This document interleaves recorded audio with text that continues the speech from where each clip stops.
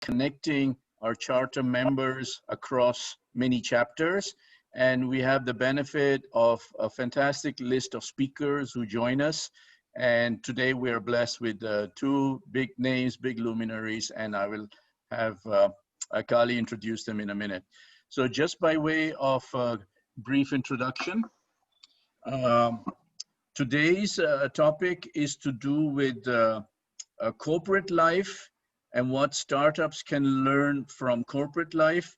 But as we all know, anybody who does mentoring, especially mentoring startups, and often the startup youngsters or not so youngsters, they're as smart as us, maybe they're more smart, maybe they have energy, we can learn from them. So there is a two-way flow. And we're hoping that this two-way flow comes out. And as in previous events, there have been, we will record this, then there will be time for questions and so on. And at this point, I will stop. I will pass over to Kali, who is one of our committee members. He's a Thai Global member, and Dr. Shriram Iyer, who's also a committee member. And over to you, Kali. Thank you, Tariq. Thank you very much. Good morning, good afternoon, and good evening to everyone. So today, we have this rare privilege of hosting two very highly accomplished corporate leaders, and Mr. Gopalakrishnan and also Mr. Narayanan.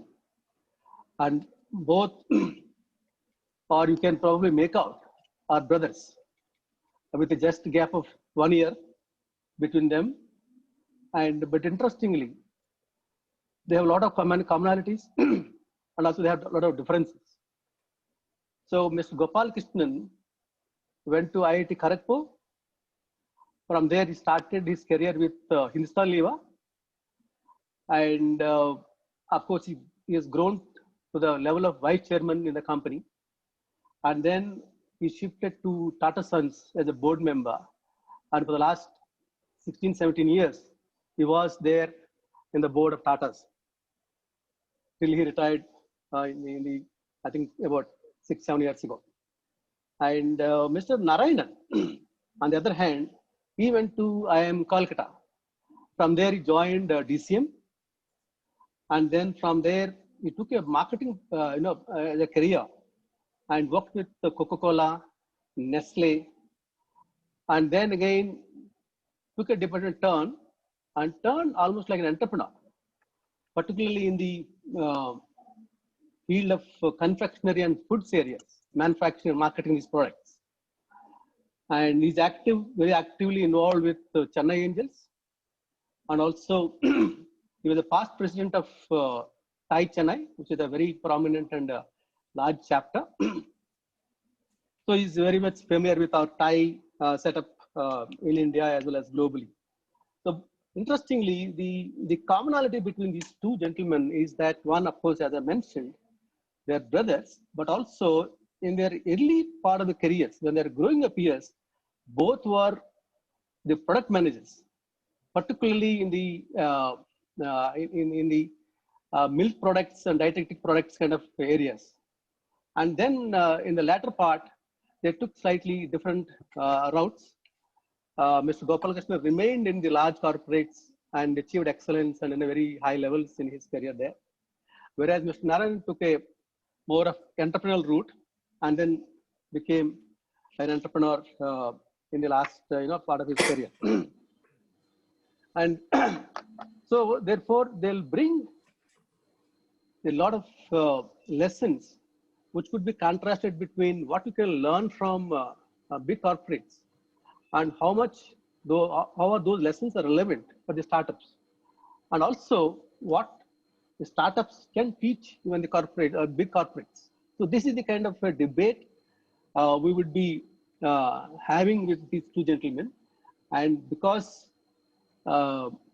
Gopalakrishnan has seen the corporate life from a different angle and from a different gallery, as opposed to Mr. Narayanan, who has seen the entrepreneurs and startups from a different perspective. So it will be a very interesting what you call jugalbandi between these two gentlemen. And so I will start asking the questions first based on my knowledge about their careers, and also um, some of the themes that I want to expose. And before I start, I would want to request the gentlemen. They are coming. I think many of you may be knowing that Mr. Gopal Krishnan has written more than 10 books in the last few years.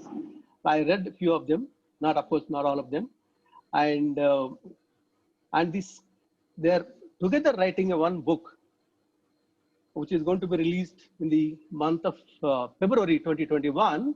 So I would request both of them to probably give us some messages, key themes of this book from perspective of both of these people.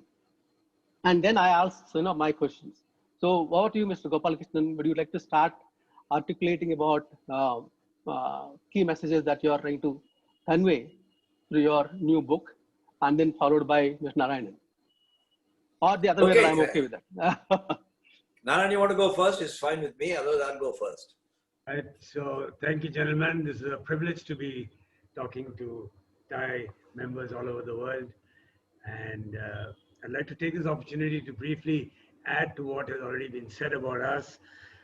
I want to just draw up a quick idea as to what the entrepreneurial climate was in the 80s in India. So entrepreneurship was generally, at a general level, you could say it was frowned upon. Funding was not easily forthcoming. And on top of that, it was entrepreneurs themselves were kind of looked down upon as people who make quick money, people who don't pay income tax, and are generally evasive of tax. The preferred form of entrepreneurship as perceived by the financial institutions, in those days we had what are known as development financial institutions, ICICI, IDBI, etc. They preferred a company which was deeply into manufacturing. Marketing was generally considered something that was wishy-washy and not essential. So if you were in government or in private sector, you had a degree of respectability. But if you were an entrepreneur, you had to work very hard and earn that respectability. So it's against that background that I started entrepreneurship and started manufacturing and marketing bubble gum and chewing gum. And briefly, in our best days, we had a 60% market share in the Indian market, although the market for chewing gum and bubble gum was still very nascent. I went on to build a dosa making machine, a fully automatic dosa machine, and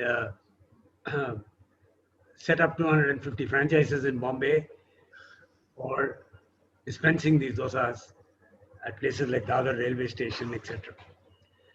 Around the year 2000, I decided to reinvent myself in the area of IT. I became a marketing consultant. I joined TiE. I joined Chennai Angels, became an angel investor, continue to be an angel investor mentoring startups. Gopal and I meet often. We talk. A couple of drinks later, we argue. And then a debate becomes loud and clear. And it was very clear that I had departed a long way from the multinational days of yore. And I had a different perspective, and Gopal had a different perspective of the commercial market in India. I won't call it the corporate market in India. And somewhere down the line, one day we decided that this is interesting enough. We could possibly do a book. And we talked and talked and talked until finally Gopal pushed me really hard, and we settled down to work out on this book. And the book is titled Wisdom for Startups from Grown-ups. I do take your point that there is a lot that can be said about from startups to grown-ups, and grown-ups have something to learn as well from startups. But the theme of the book is Wisdom for Startups from Grown-ups. So the time that I started entrepreneurship, foreign exchange was not easily available. You left the country with $12 and you needed to have relatives abroad who would fund you, and you settled them with rupees here. That itself was, as far as I'm concerned, highly illegal thing to do. And being an entrepreneur meant that you had to always take shortcuts. When I say always, it was so bureaucratic that if you wanted to get it done in any reasonable period of time, you had to take the shortcuts. So I just thought I'll give a context to the discussion that we have. I have been an entrepreneur for a substantial period in my life, so I am reasonably confident that I should be able to answer all the questions, and I just gave a quick background, Gopal. Thank you, and may I add my own pleasure to Ty for hosting us on this. And Naru has explained already to you the context in which we ended up writing the book. And I call it a tribology of events. If you remember your old physics lessons, which I had forgotten and was reminded of, tribology is the science of friction between two moving parts which are together, and then the use of lubricants and so on to remove it. And he has explained to you how we got into a frictional situation with our respective views. My experience with entrepreneurship, I believe that large companies also have an entrepreneurial role, and they do various things, some successful, some unsuccessful, to do that entrepreneurial role. But when I was in Hindustan Lever, I saw that we had to fight a detergent called Nirma, and how the company, though I wasn't personally involved with that, how the company rearranged its resources and capabilities. Because Nirma was a very small firm in those days, and we had to behave, although we were like an elephant, we had to behave like a beetle. And I learned some lessons out of it. Then I went to Saudi Arabia, where I was chairman of Unilever, and we were a startup. There was no Unilever Arabia by the time I went there. And I went through all those experiences. And then, of course, when I was a director in Tata's, I was personally involved in the acquisition and startup of two real startups. They were separate companies. One was a drug discovery company and one was a seed company. One was very successful and one was not so successful. So it gave a panoply of results apart from what one had learned about existing businesses, turnovers and profits that were already running. So as Naru explained a little while ago, we sat and said, surely there is something to be learned. And as I grew older, I found many young people who would not even dream of going into a startup, as Naru explained, 40 years ago, 30 years ago, saying we don't want to come into the big company. It is almost like a polarization. People want to do only startups. I believe our book has some interesting vignettes, some interesting food for thought, some points on which readers won't agree. But we feel very good about the book, and it's a pity that the lockdown has postponed it. But some of the ideas that are there in the book will probably come out of the question and answer session, because our minds are full of this. The manuscript is just gone. It's probably being typeset right now and hit the market in February or March. So let's take the questions from Kali, otherwise we'll end up spending the whole evening talking about a book which is not even there yet. Thank you for this opportunity to tell the viewers briefly about ourselves. Yes, sir. Yes, thank you. So let me start with this question that, the title of this today's discussion also is your book's title, The Wisdom for the Startups from the Grown-ups. So between the startups and the grown-ups, there is this time dimension. So today's grown-ups were yesterday's startups. So, though they were startups at some point of time, but they were startups in a different time period, different industrial environment. So are there any lessons that these grown-ups can really give to the startups? Because their experience has been in a very old times. So how do you explain that phenomena, that what kind of wisdom that these grown-ups, though they come from a different time period can still teach to the startups. So first with Mr. Gopal Krishnan. You want me to go first? Okay. It's a very valid question that you raise, because it looks as though the current generation of startups in a totally different India have very little to learn from a Tata or a Unilever or whatever.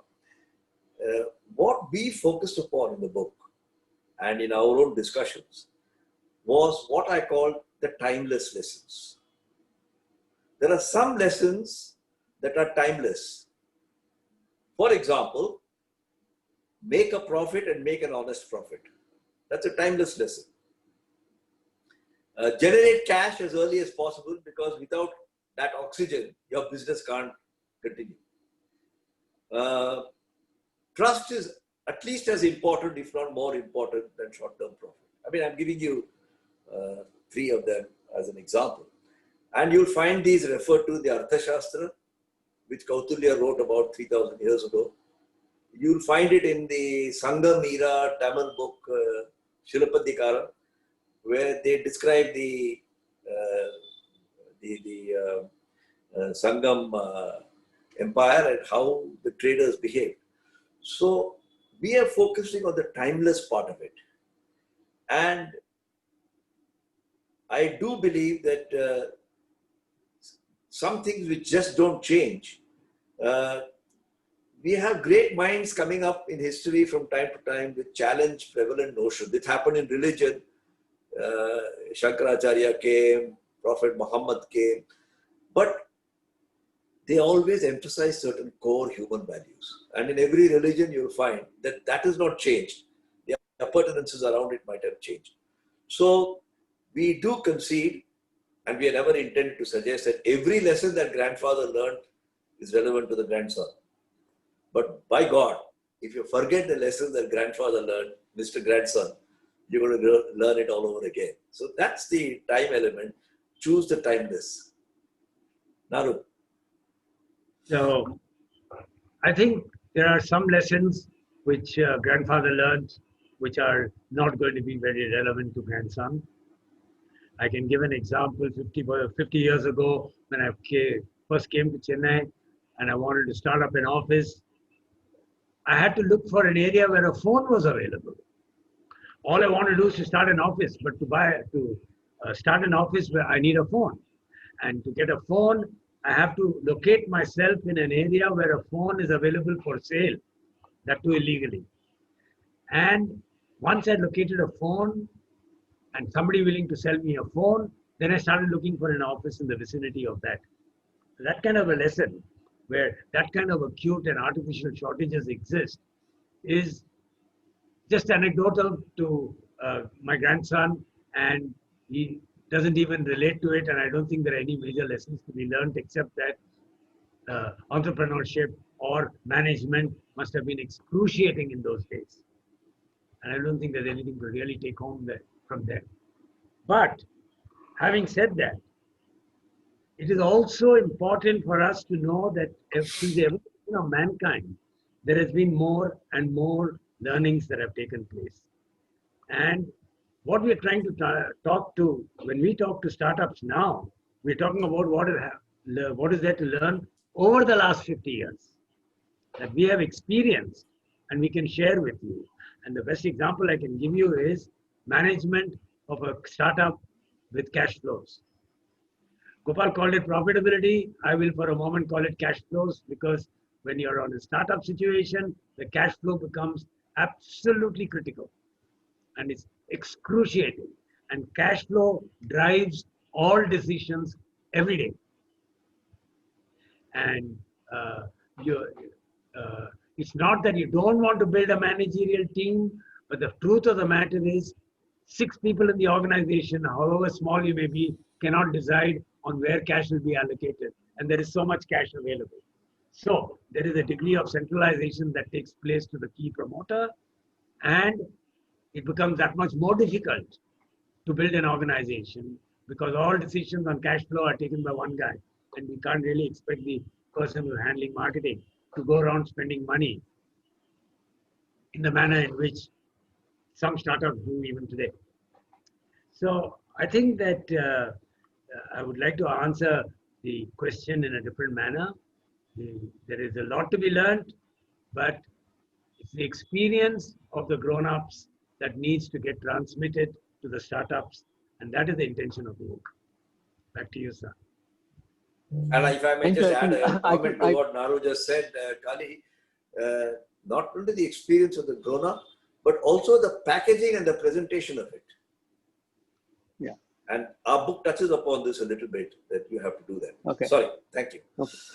No, I can't. I couldn't agree more with you that definitely there are certain lessons which, though maybe were taught or experienced in different times, but they're still very relevant today.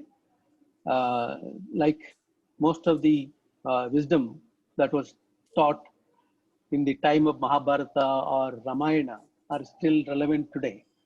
And even whatever, it's the old scriptures of all cultures, and they're still relevant today. So not much has changed. But at the same time, if you look at the Fortune 500 companies and the average life of corporates in that Fortune 500 listing is about 15 years. And many of them disappear after that. So these large corporates, if they do not learn from the new age companies, and if they do not learn from the startups which are growing very well, they will disappear.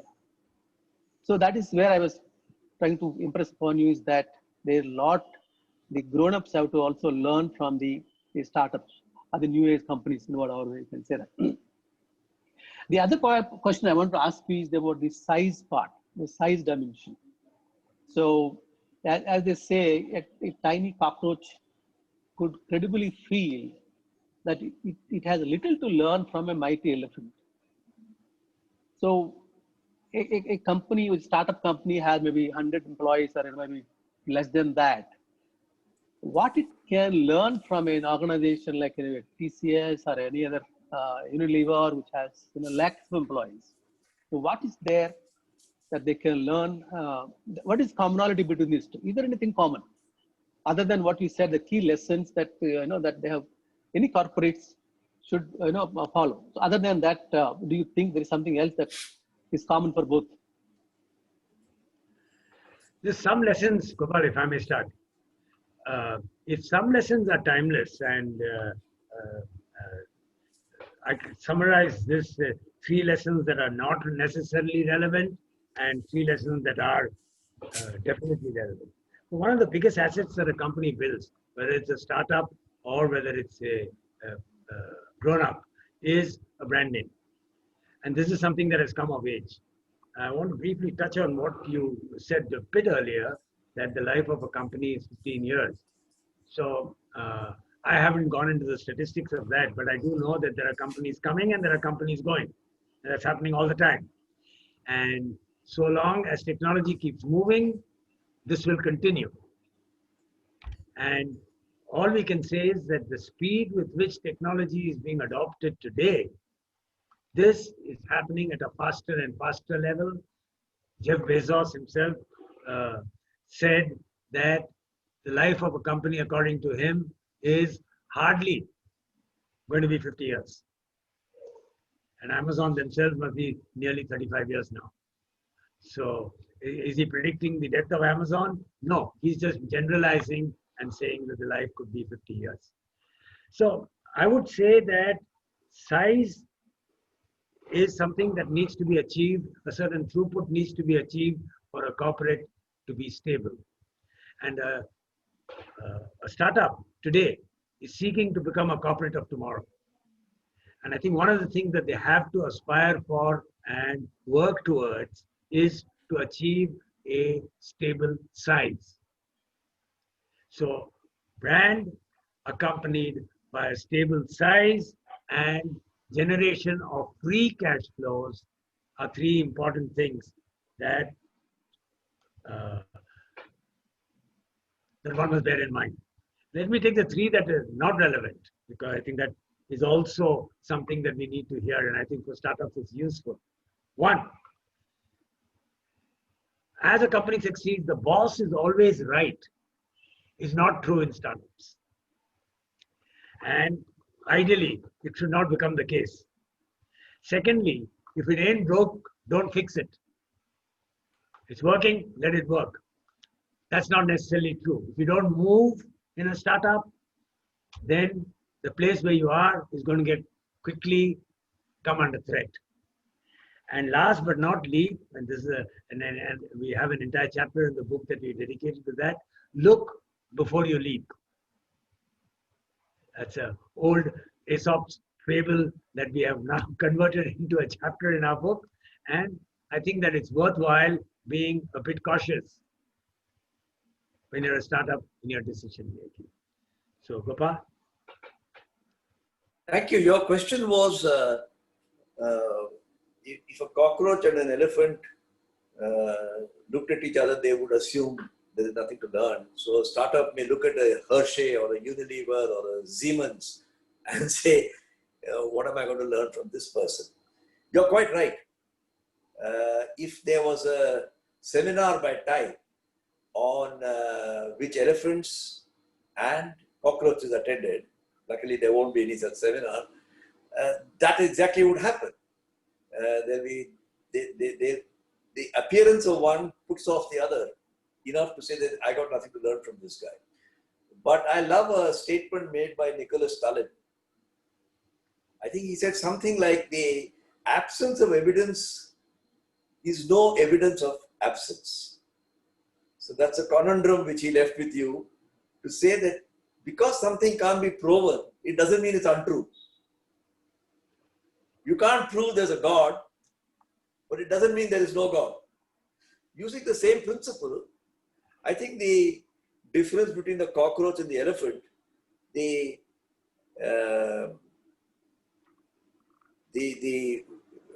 way they look at each other, does the difference in the appearance does not confirm the appearance of a difference. There are things to be learned. So startups bring freshness and agility. You know, you referred, Kali, more than once to, I mean, I learned more from my grandson on digital things, on how to get the better out of my iPad. And I'm sure I'm not alone. Anybody in my age group would say the same. And conversely, startups can learn many things from the grown-ups.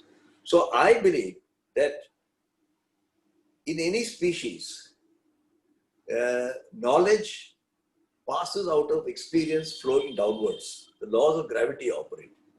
It cannot be pumped upwards. And new knowledge gets accumulated, as Naru said a minute ago. And that new knowledge gets converted and passed down. So what my grandfather taught my father, what my father taught us, and what I teach my son, and what my son is teaching his son, I've written a family book on this subject, are all, but there is things to be learned. So I don't believe that startups can take the view. It would be to their detriment, frankly, if they took the view that I have nothing to learn from grown-ups. And to use the converse, if grown-ups think they have nothing to learn from startups, it would also hasten their demise. I don't think size is a criterion. But I want to ask you a different question, is that you look at a large corporate starting a new business, like Reliance started Jio. It was termed as the largest startup in India. And maybe while you are with Tata Sons or in your career, they may have started new businesses. So how they look at starting a new business when you're coming from a big corporation where money may not be the issue for you, but rest of the things are very important. Whereas a startup, which is coming from nowhere, when he's starting the same business, what will happen? What do you think? Maybe both of you can take different views on that. Mr. Gopalakrishnan, you say that if you are starting, if you're in charge of, if you're heading no, Reliance, but let me respond to you with, I'll take specific examples. One of the things that at least Tata's do is to create it as a completely different company. So I became chairman of two companies. One was called MetaHelix and one was called Advenus Therapeutics. And they started with a share capital of some 10 crores, completely hired new people. They went to different premises, had different, and that CEO had the same problems that Naru described a minute ago. cash flow, cash flow, cash flow. Because we were not, Tata Sons was not behaving like a Silicon Valley venture capitalist. I'm not suggesting Silicon Valley venture capitalists part with their money very easily, but when they believe in something, they really put in big bucks that we have seen. So we created the whole culture within those startups. And I think it is, I can't talk of Jio because I wasn't associated with it, but what large companies try to do is not to, just like when we raise our son, you know, I may be earning a salary of 200,000 rupees a month, and I raise my son in a certain way. Somebody else is maybe earning 100,000 rupees, he also raises his son. But we both try to instill in them the values of frugality and being careful about money. So I think the same thing happens in large companies. Okay. Yeah, Mr. Narayan. So, you know, it reminds me of a conversation that Gopal and I had 40 years ago. I had come out of Nestle for 5 years. I'd handled new products. I'd launched several new products in Nestle. And it was always backed up with a degree of market research, decisions within the organization based on that formal market research done by IMRB, and then proceeding further. And then when I became an entrepreneur and I had to manufacture bubblegum and chewing gum, and I could ill afford that much market research. And the market research was always backed up with a lot of intuitive gut feel. And so we, during one of my visits to Bombay, when I ran into Gopal again, we were talking about, so how's it going? And I was explaining how it was going. And he said, hey, Narayan, why didn't you just do some market research? We were sitting on the 15th of the month, and I was scratching my head as to how I'm going to find money for salaries at the end of that month. And he says, why didn't you just spend some money on market research? I said, Gopal, that will cost a lot of money. He said, no, it won't cost more than 15, 20 lakhs. And I thought to myself, hey, this is the language I was talking 2 years ago. 15, 20 lakhs. 15, 20 lakhs is what I need for my salary. So I think that there are differences that happen. If you are a cockroach, you launch a bubblegum or a chewing gum, you do not go into the market in the same way as a Nestle or a Unilever would. There is a distinct difference in the approach. And that has got directly to do with your upbringing. The corporate upbringing is one of very, very scientifically doing things. And the entrepreneurial way of doing things is a lot of science in what you do, but a lot of gut feel in what you do as well. Yes, sir. I think I want to follow with the question like, for most of the startups, the customer acquisition is the key. So whatever little resources they have, they're always starved of resources. The entire marketing, whatever the budget, the capital they have, should they focus on just marketing and brand building or customer acquisition, and then that will leave nothing for them to really develop their own internal capabilities for the product or product development that might not happen.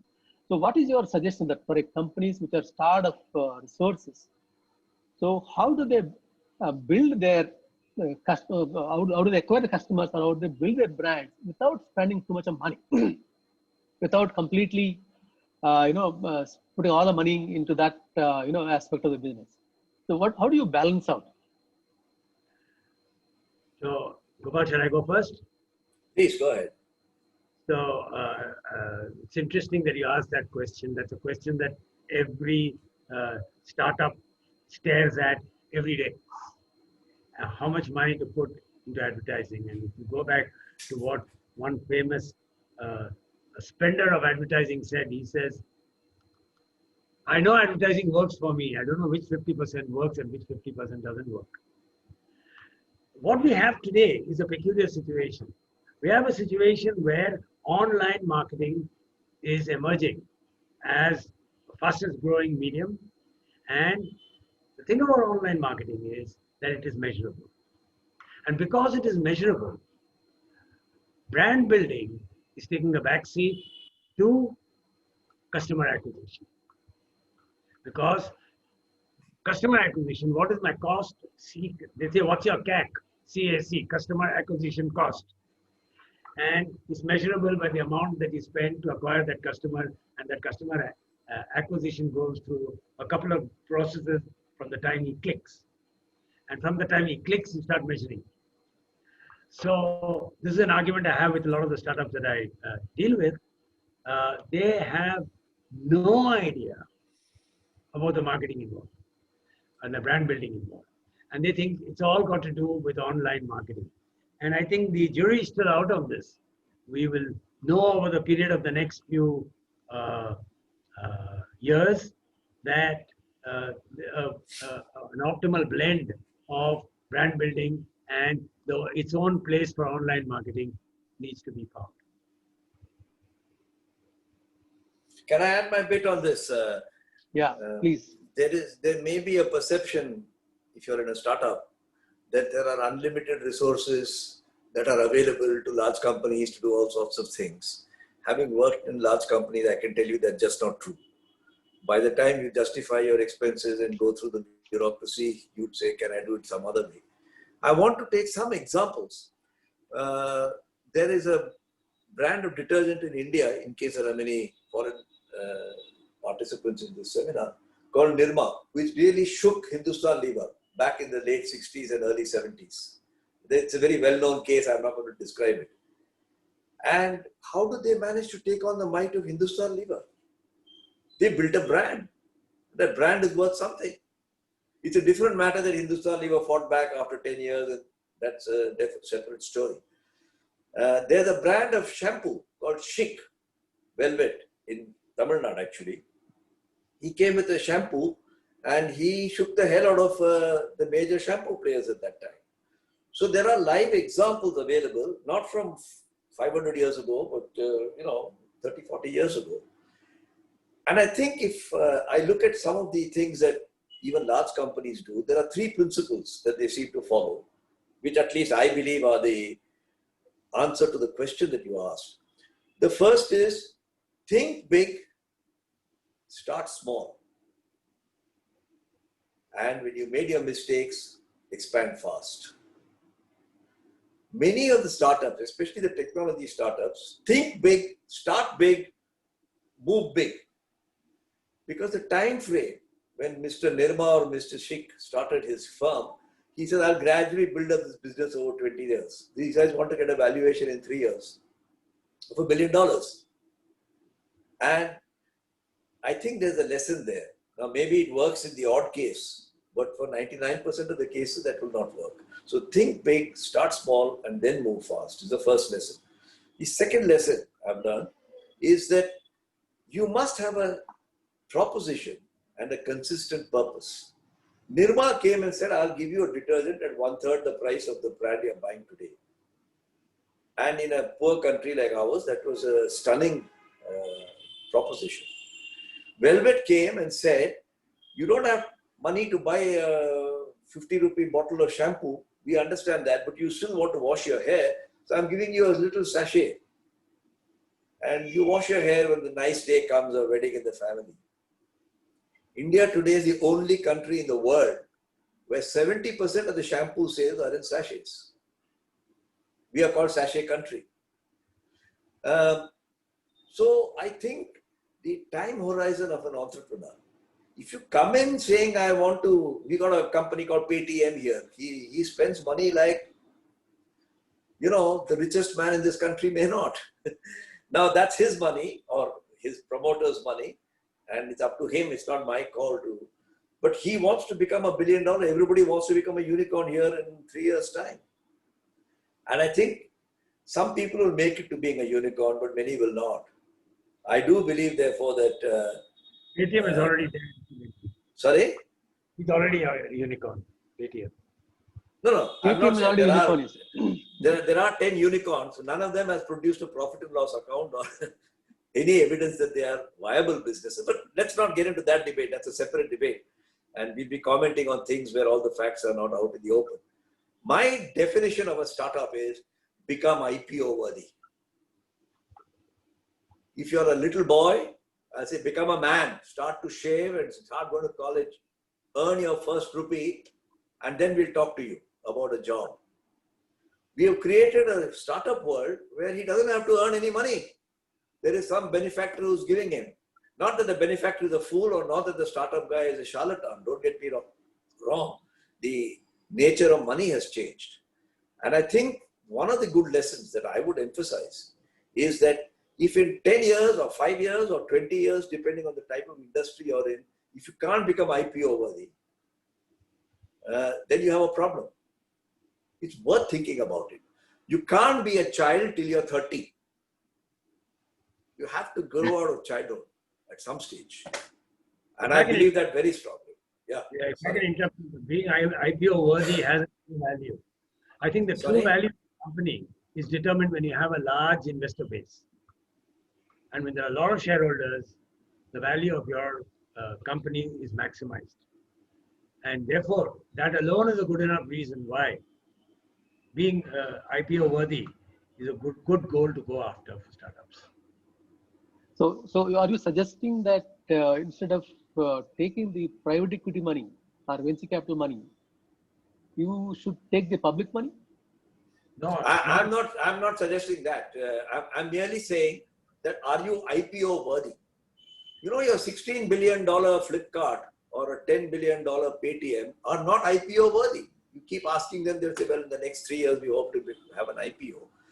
And that may be valid, and I'm not here to double guess them.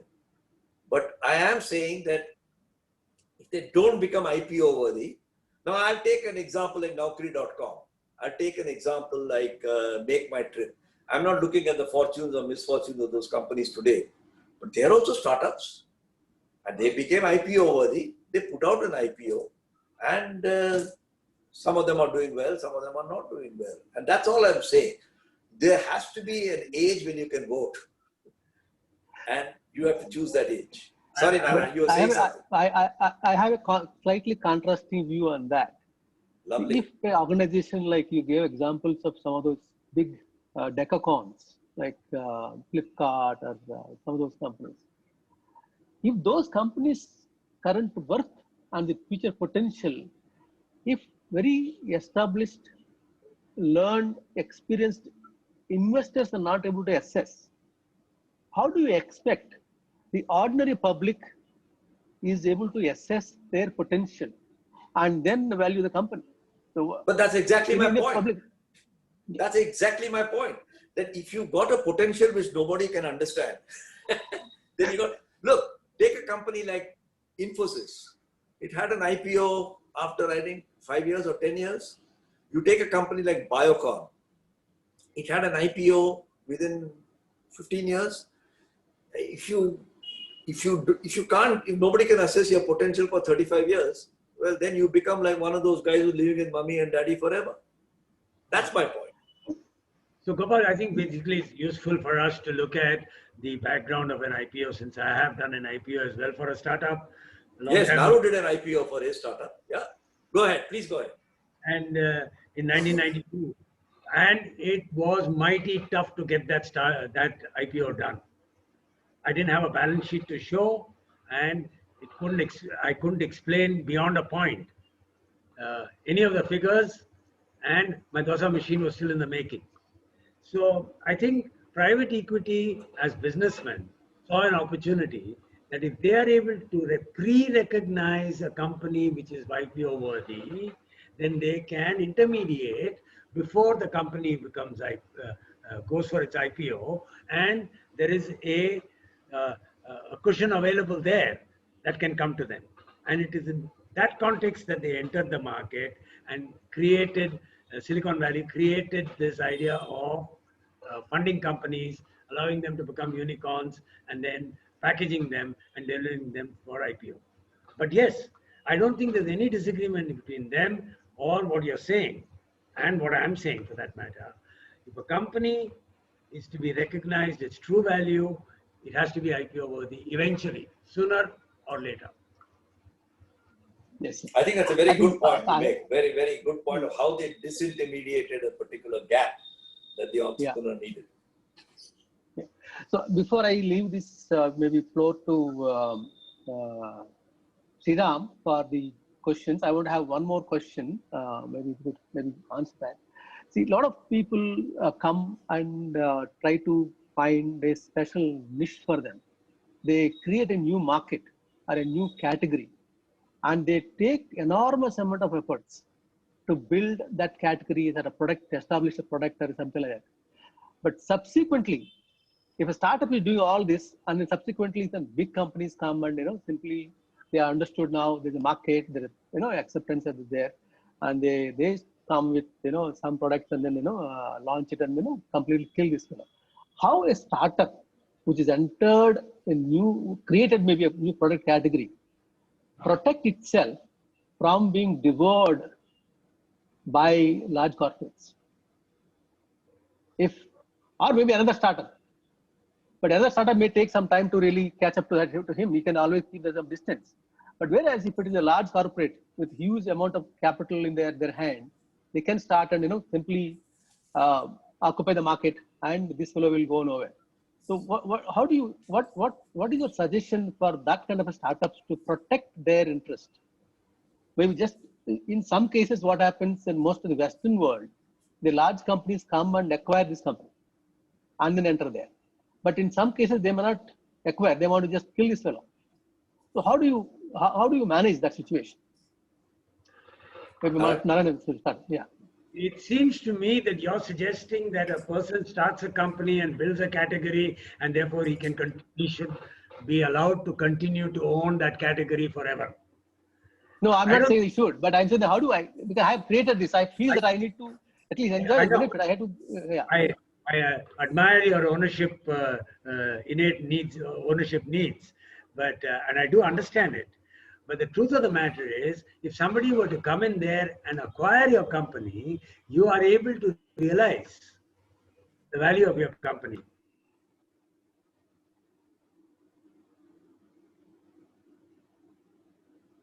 I think we have lost Mr. Narayanan. Narayan, we lost you. Would you like to?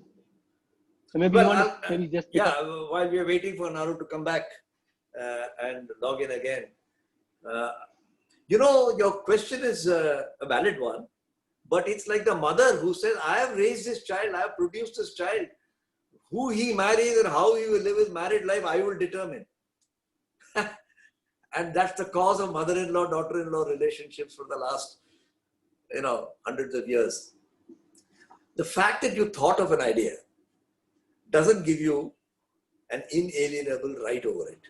So what happens to a person, and I've got concrete example, there's a company called Conserve Electricals in Bangalore. It was started by a gentleman who's a good engineer, clever engineer, and he started making, at that time in the 70s, electric meters of a certain type. Then his son came back from the United States with his master's degree and he took over. And then the multinationals started coming, liberalization started happening. The daughter-in-law, who's a alumnus of the same institute where Naru comes from, IIM Calcutta, joined the business and she turned it around into profit. Okay?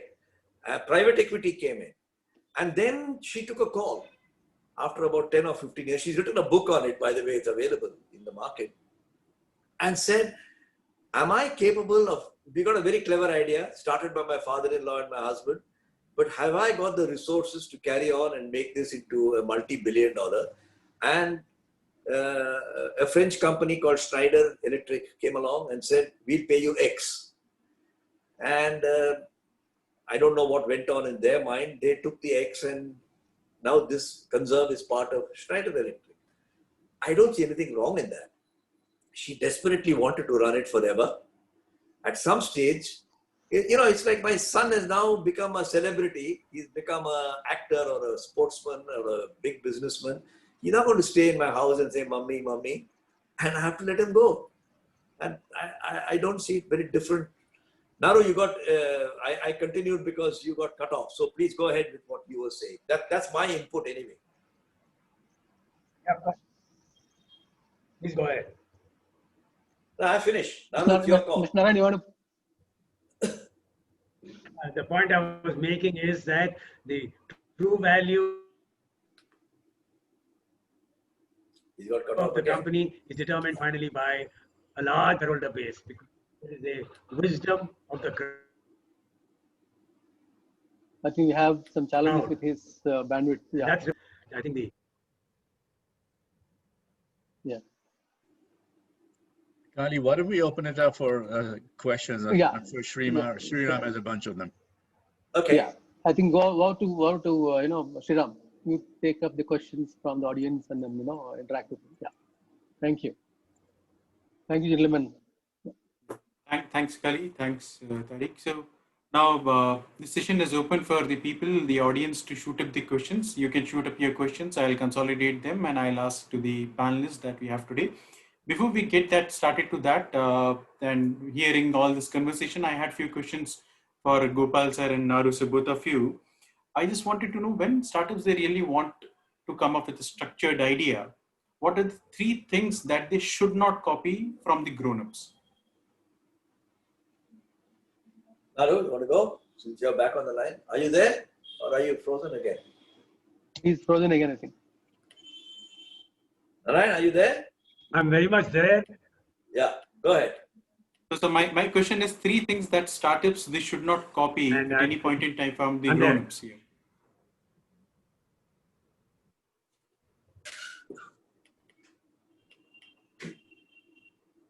What they should not copy? Sorry, Yeah, I seem to have.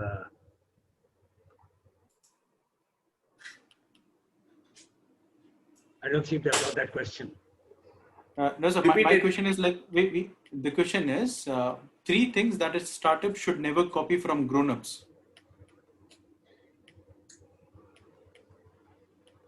Narayan, are you there? I think he has bandwidth issues. I think Gopal, if you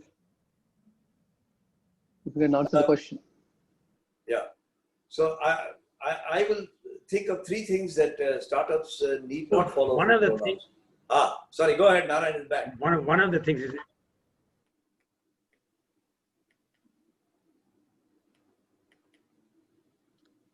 Definitely a bandwidth issue. yeah. Are you there? So Narayan, so maybe you can switch off your video so that it gives you enough of the bandwidth.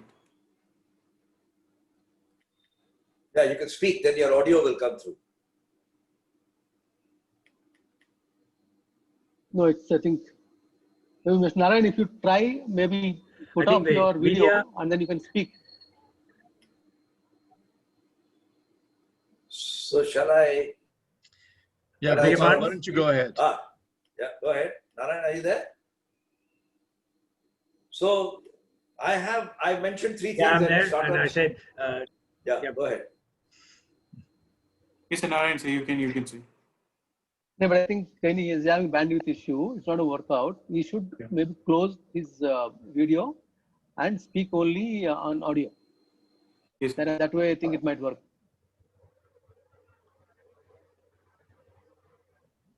Fine. So Gopal, so if you want to give the answer, I guess, because the screen is frozen again. So There 3 things. are 3 things that I would like to mention that startups need not. In grown-ups, you will check and recheck the business case. There are multiple departments, but in a startup, if you do that, then you'll never have a business case. You'll never have the case at all. So that's one. The second one is that in a grown-up company, every idea should be reliably repeatable. If it's a flash in the pan, they don't like to go with it. Whereas in a startup, sometimes a flash in the pan gives you the airlift and you can take off. And the third thing in a grown-up is they have long corporate memories. This worked for me when I was a young trainee. And so, the memory of the past. Startups fortunately don't have that memory, but they may have other people influencing them. And what worked in the past and got you here will not get you further on. That's the third lesson. Those are the 3 I would mention.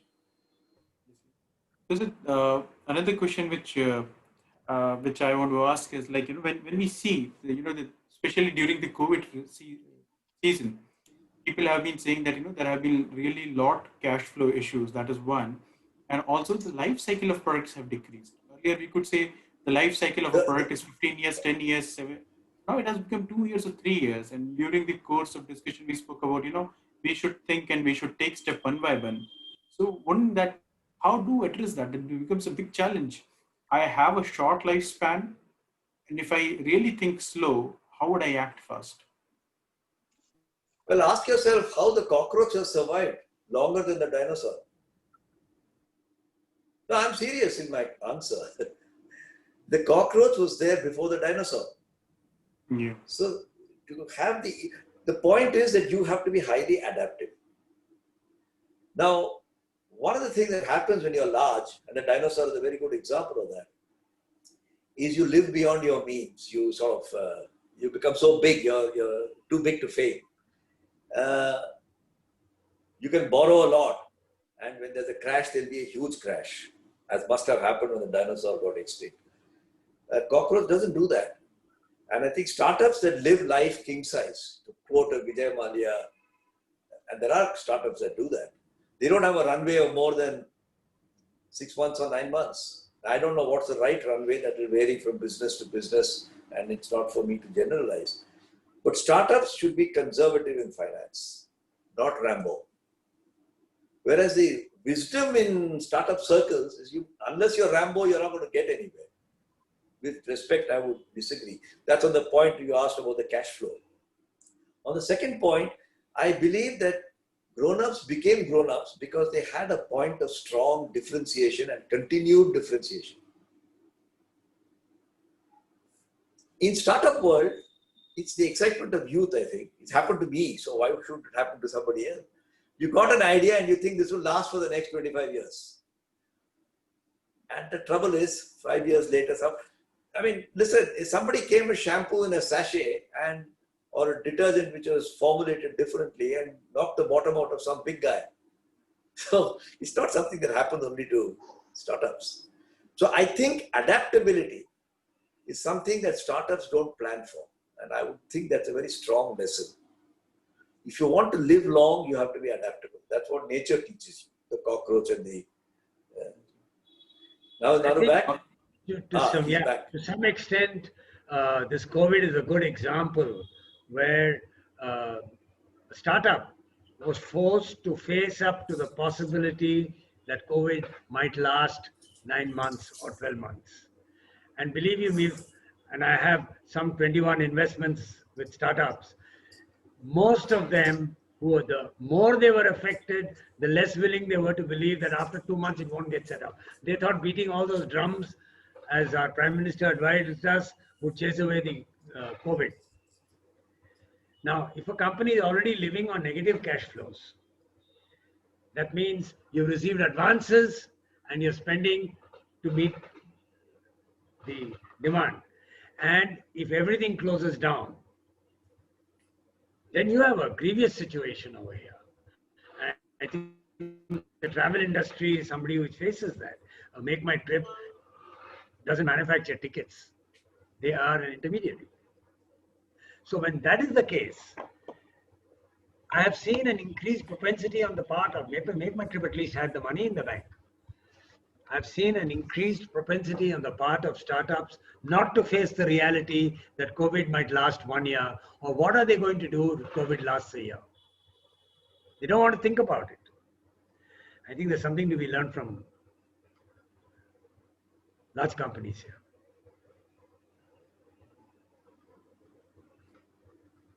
So one more question which I have got from the audience is like, what are your advices that you would like to give a tech company which is coming up now? Sorry, what is there again? What advices would you like to give a tech company? So part of that we've analyzed some 7 or 8 reasonably successful companies in the book. But I have one thought that I can present to the audience. The question has been asked, and I feel quite strongly about it. And I thought I should mention that reality is a bit far removed, and often the startup is exposed to a situation where they begin to believe they are more than the reality. For instance, we see a situation where before the budget, the finance minister calls upon the startups to advise him or give their ideas as to what the industrial policy should be. And the startup walks out of that place thinking he's arrived in life because the finance minister is now asking for his advice. The media is glamorizing the startups. And after some time, the size of the glamour is bigger than the reality. So I think this is something to watch out for. You know, Sriram, your question was what advice do you have to give technology companies? I don't think there's anything called a technology company. There are companies and there are businesses, some of which are based on information technology and digital, some of which are based on, you know, heavy inorganic chemicals, some of which are based on iron ore or bauxite. They are just different kinds of businesses with different models. And each one is a separate species. Now, if you say, what do you have for the species of technology companies? There are some realities in their environment. A, that the technology works very fast. Secondly, it can be replicated and you know, somebody else can copy it very quickly. Once in a while, literally, I don't know whether it's once in a million or once in 1,000, you'll find somebody which has produced a fantastic idea because as one of the entrepreneurs of Silicon Valley said, timing is so important. If every technology company approached the business thinking that he's a Steve Jobs or a Jeff Bezos in disguise, he's going to run into a problem. You've got to be able to run your company day after day. You might become Steve Jobs or a Jeff Bezos. So people who ask me this question, sometimes I give a talk on saying that leaders should be empathetic. They say, oh, well, look at Steve Jobs. Well, if you think you're Steve Jobs and you can try, you may not get the plus, you may get only the minuses. So I don't know whether technology companies have any special advice other than relevant to their species. Of course, there are relevant advices in that regard. There is one more question which has come from the audience. Is like, you know, so the topic we had is like, you know, the corporate Ayurveda. So with your book, how are you putting this into the relevance that, you know, what exactly you say is the Ayurveda in this entire stuff? So that the question This is Naru. He's a specialist in Ayurveda. Go ahead, Narayan. It's yours. Hardly a specialist. I was expecting this question, so I thought I should put across to you. Ayurveda is a way of life. And in the olden times, it was defined for 120 years of life.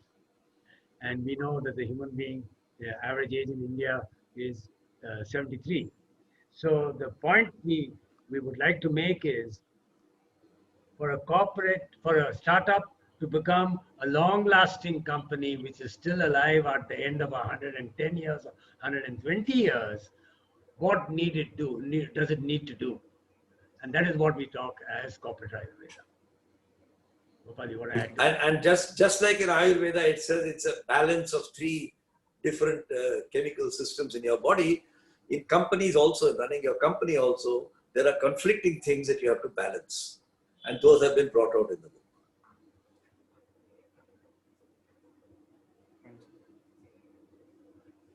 Okay, Sriram, I think we are running out of time.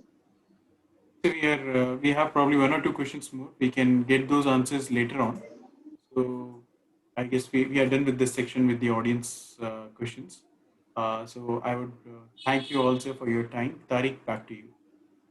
Thank you, Shriram. And Gopal, the very last thing you were saying was need for balance. And as much as we all like precise rules and precise guidance, you know, reality and context makes that, I won't say impossible, but very hard to take that approach all the time. So very interesting conversation. And one of the things that you don't want to lose is the importance of cash flow. Both of you underlined it, free cash flow. You have to make a profit. The way the world works today, you know, Twitter can be valued at 20 billion, never made a dime of profit. That's an anomaly, but I think you explained it. That's 1% or 1 per 1,000, right? 99% will not do that. So some of the things that I picked up, you know, the boss is always right, no longer applies.